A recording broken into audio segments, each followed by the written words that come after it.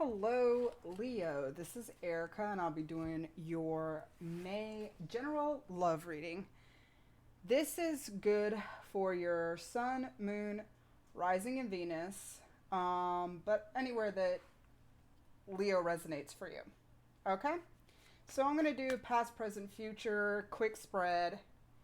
Just trying out different things right now. If it resonates, take it. If it don't, throw it away. All right, so let's get to it. What's been going on in the recent past for my Leos regarding love and relationships? Recent past for my Leos regarding love and relationships. Huh, okay. So, I'm using a different deck today because I feel like it. We have the Two of Swords, the Star. Don't mind my nails, I gotta do it. And the Seven of Wands. Alright? So, I feel like in the recent past, you made a decision to focus on yourself more. You went through a period that could have been really annoying, really. It might have been where you just weren't finding anybody that you wanted to be with, but it also could be that you went through a separation for some of you. But ultimately, you decided, you know what, I'm going to be more picky this time around. So I'm going to work on myself.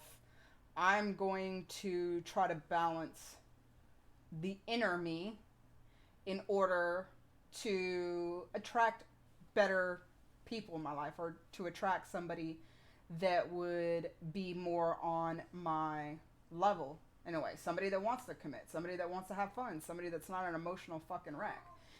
You decided that you were going to take a step back and really work on yourself and your happiness and healing, and say no to anybody that you see that has any toxicity or any kind of emotional baggage. Anybody that you felt like, wouldn't be for your good.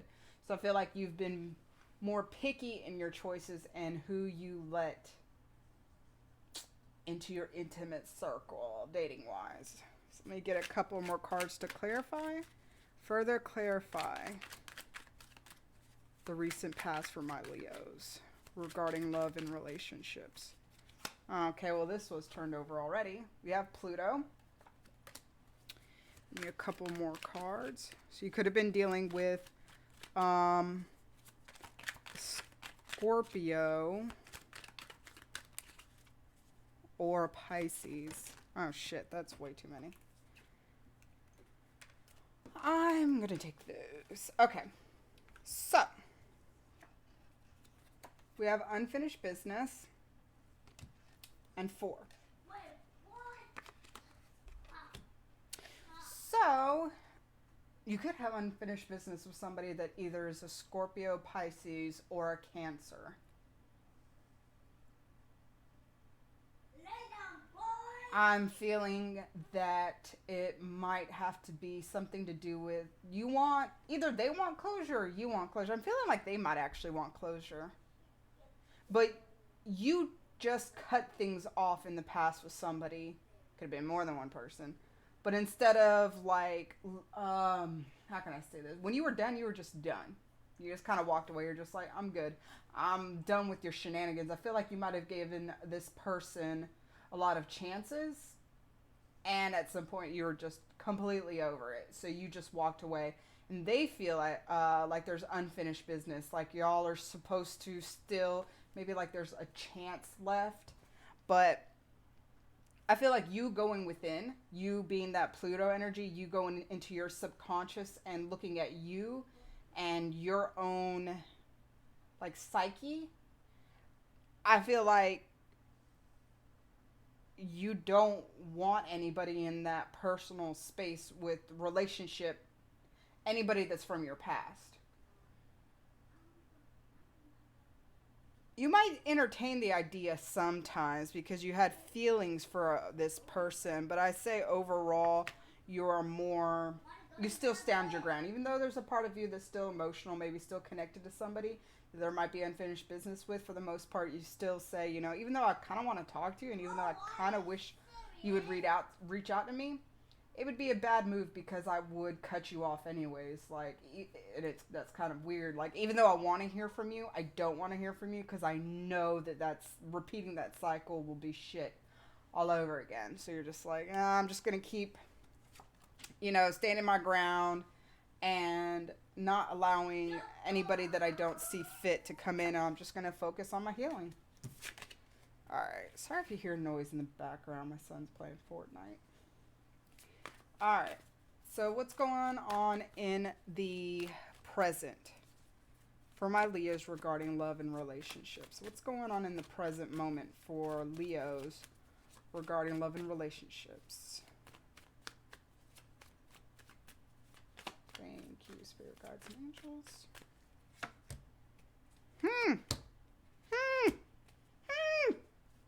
Okay, well, if this ain't happening right now, prepare.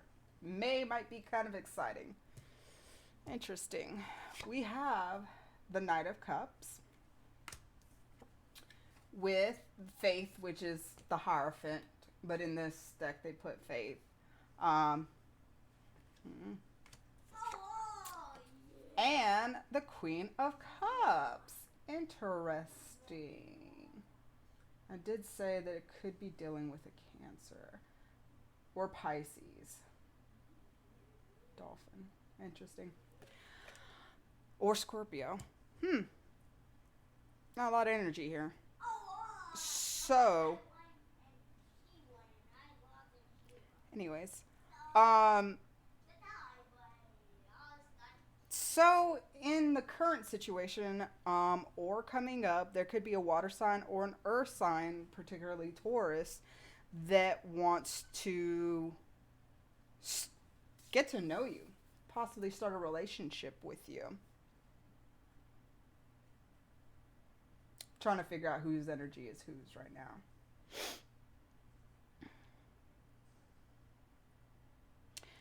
I even feel like you might have to make a decision. There might be more than one offer. There might be multiple people.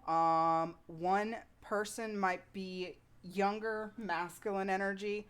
I'm not saying male or female, but yang, masculine energy, okay? Someone that is more, puts themselves out there, that's going to chase, a chaser. Not a drink, a chaser. That's going to put themselves out there more. I got first place. And could be Scorpio, could be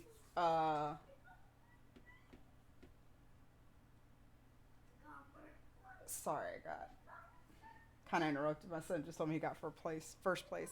Anyways, so it could be somebody that, so you have two energies, somebody that's a younger energy, somebody that's more like chasing, which, yeah, I mean, I guess younger people, they haven't got jaded yet, like, kind of prefer to date younger people because of that. Anyways, but I feel like they might have like one foot in the past, and that kind of might make you a little weary because you kind of see that they're not all present in wanting to move forward with you. And then the other energy I feel like is an older, more mature energy, and they could be intellectual, like y'all can actually talk and have conversations that are very intellectual, but also they could be a cook. They could be like to cook, kind of a clean person, but they're more feminine energy.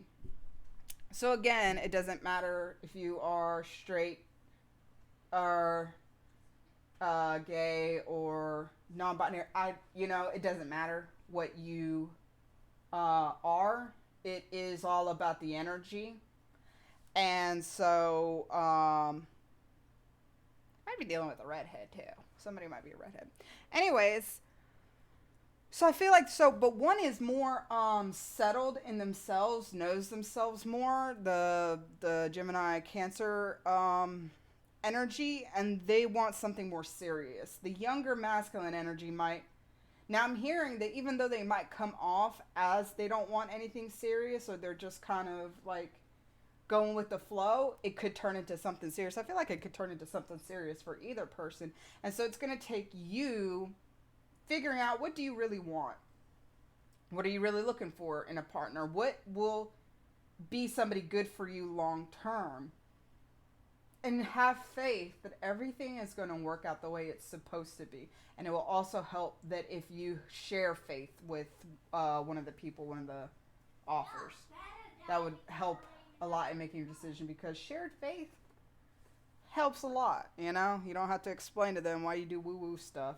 If you do woo woo stuff, I do woo woo stuff. You know. Anyways, further clarify. Oh, dang. Okay. I got a Leo moon, so I'm going to claim this reading for myself. Okay.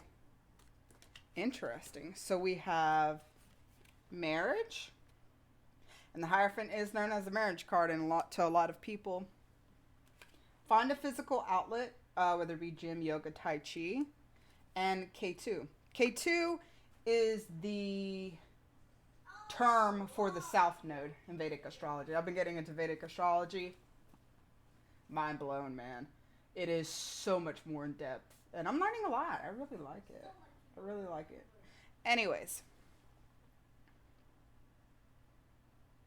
So, whoever you end up picking, I feel, again, like it's going to be the person that you share a lot of common interest with. And that you could see a possible marriage with, and it could end up in a possible marriage. But I feel like also this person that you end up picking, you're going to feel like you've known them before. And if you do astrology, you could actually maybe see that y'all have a lot of similarities in your chart, especially in the D9 chart, which talks about destiny and marriage. For women, you want to look at your Jupiter. What house is your Jupiter in? What sign is your Jupiter in? That will kind of tell you about who you're going to marry if it's a man. If you're a man, you would look at the Venus sign and what house Venus is in. But if you're a man that's dating other men, you would look at their Mars sign, which is very interesting. Now, women with other women, I wonder if you look at Venus. I don't know that, honestly. Probably Venus. Anyways, that will help you kind of see, maybe help you figure out stuff a little bit more. But I feel like you're going to know. You actually might meet them at the gym. Now thinking about this. Or a yoga class you go to. You might be talking to like people, but the one that you feel this like past life connection with, that you could possibly get married to, you might actually meet them at the gym, or, you know, doing some kind of physical activity. I'm hearing for some of you, if you do rock climbing, like in those indoor gyms, you might meet them there. But I hear also that the more you work on yourself and the more that you work on your spiritual life, the more that you fulfill your purpose in this lifetime, the closer it will get you to the person that is meant for you in this lifetime. And when I say meant for you in this lifetime, I mean that, okay, so my personal belief is before you come to Earth, before you incarnate here, that you kind of make a game plan for yourself, or you make a blueprint for your life. And so you specifically choose, like, okay, at this point, you know, we're going to get married. You might write in 2-3 marriages in your blueprint. I don't know your life. That's up to you to figure out. But I feel like you working on your spiritual life will help you find more clarity also in who it is. You might even dream about this person, actually. Or you might have dreamt about them already, but in the dream, they might have looked different than what they really are. Interesting. I like this reading. All right, so let's go into the future. What is the most probable outcome based on the timeline you're on? Remember, choices can change everything. So all tarot is tapping into the frequency you are on now. More than likely, you're going to be on that frequency later, but you never know. You could have a huge revelation tomorrow and jump to your highest, you know, best possible timeline, and everything might change. Anything is possible. All right, so what is the most probable future outcome for May 2020? And this is for May. So we're just looking a month ahead. Remember this too. So whatever it might say if it doesn't even say anything about your partner or marriage, but it just picks up on things you need to work on. Okay, don't think, oh, well, that's the end all be all. We're never gonna, like, be in a relationship. Like, no, take one step at a time. You know, it just shows you a little glimpse. Okay, so what's the most probable future outcome regarding love and relationships for my Leos, May 2020? Thank you, spirit guides, and thank you, my angels. Got the Page of Wands, the Ten of Swords, and the Five of Wands. What the shit happens? Page of Wands. Oh. So I'm hearing something. Ten of Swords with the Five of Wands. Okay. Ooh, so be very careful about whose advice you take. You may have an immature energy around you that you think is your friend, or it could even be a coworker, but they kind of they might put like seeds into your mind of doubt, where you say you meet somebody and you really feel like that's the one for you, but maybe they smoke cigarettes, and god dang it, I feel like I'm getting a message for myself. Say they smoke cigarettes. You hate smokers. You're like, no, I don't give a shit. I'm not going to date a smoker. So you tell your friend or whoever, you're like, you know what? They're perfect, but they smoke cigarettes and I don't know. And this person is like, oh, well, they can't be the one. If they smoke cigarettes, they can't be the one. F that. You don't need that. Move on. And, like, there's a part of you that is like, well, should I? Like, I am so conflicted. I don't know. And it has you, like, in a real inner conflict. Look at this person. Do they look like somebody that can be trusted? They look sneaky as shit. So, be wary. And, okay, so you see the 4 pillars? So, 4 pillars, you always see that in the Four of Wands, which also is a card of relationships, possible marriage, like union, 1111, union with somebody that is a soul connection. And I feel like this person, and it could be a fire sign, Aries, Sagittarius, Leo, it's going to be, it's going to be a younger, immature energy. It could be a 40-year-old person, but they act like they're still 13 and in school. But their purpose is, okay, so you see the dragons? K2 and Rahu. Rahu's north node, K2 is the south node. So it's known as the dragon's head and the dragon's tail. The north node, the head, the south node, the tail.